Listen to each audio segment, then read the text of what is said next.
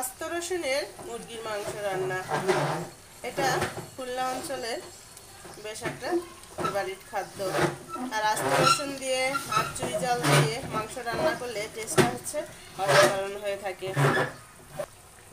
আর আজকে আমি সেই আস্ত রসুন দিয়ে মুরগির মাংস রান্না করছি, সাথে দিয়েছি গোল আলু, নতুন গোল আলু।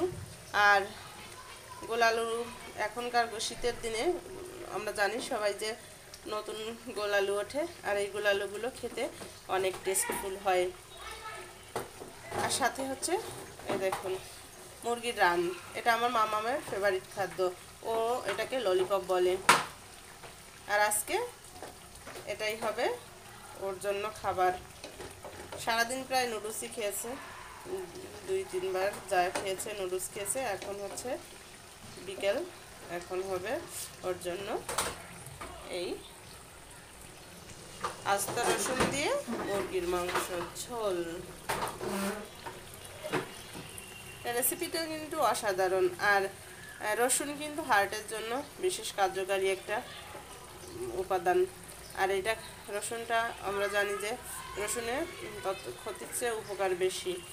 পেঁয়াজ কম খাওয়া যায়, মানে রসুন কিন্তু বেশি খেতে হবে সবসময়। পেঁয়াজে গ্যাস হয় কিন্তু রসুনে কিন্তু গ্যাস হয় না।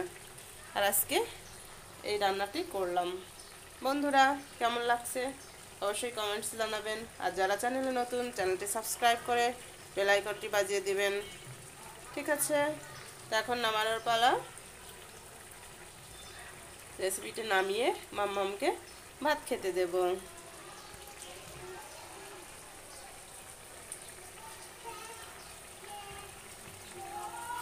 তো এখন রাখি, টাটা, বাই বাই।